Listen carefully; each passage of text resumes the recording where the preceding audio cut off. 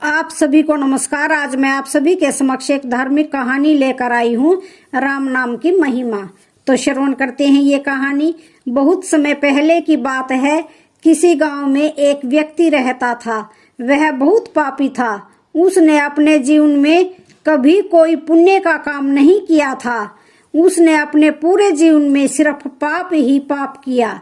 उसका अंत समय नजदीक आ गया और जब यमदूत उसके शरीर से प्राण निकाल रहे थे तभी उसने किसी को हरामजादा कहकर गाली दे दी।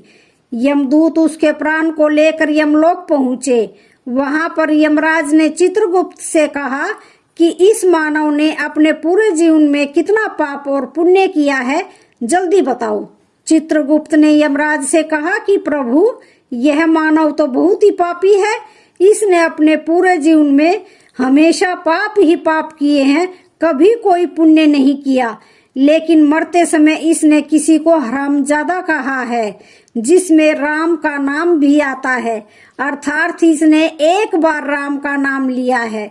यही एक पुण्य का काम किया है। यमराज ने चित्रगुप्त से कहा, एक बार राम का नाम लेने का इसे क्या पुण्य मिलना चाहिए।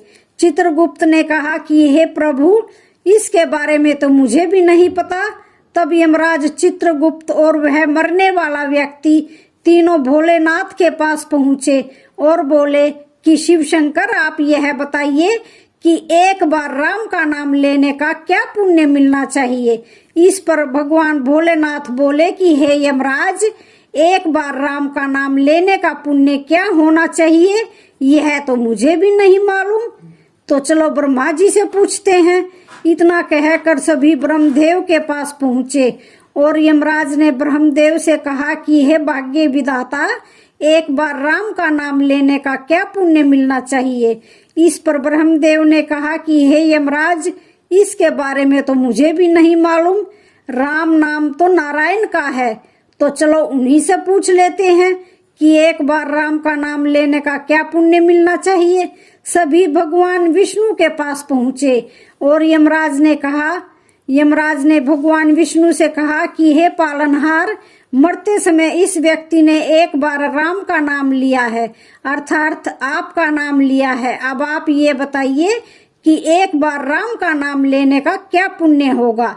इस व्यक्ति को क्या मिलना चाहिए, जबकि इसने अपने पूरे जीवन में सिर्फ पाप ही पाप किए हैं। तब भगवान विष्णु मुस्कुराए और बोले कि हे यमराज, तुम्हें एक बार राम का नाम लेने का पुण्य नहीं मालूम। यमराज ने कहा कि मुझे तो नहीं मालूम है। तब भगवान विष्णु ने कहा कि इस समय आप सभी और यह मरने वाला व्यक्ति, तुम लोग कहाँ पर खड़े हो। तब यमराज ने कहा कि आपके समक्ष वैकुंठ लोक में खड़े हैं। तब भगवान विष्णु ने कहा कि जिसने मेरा नाम मरते समय ले लिया वह हमारे लोक अर्थात वैकुंठ लोक को प्राप्त हो जाता है। यही एक बार राम का नाम लेने का पुण्य है। फिर उसने चाहे अपने जीवन भर में कितने भी पाप ही क्यों न किए हो, हमारा नाम लेने से उसके समस्त पाप कट जाते हैं।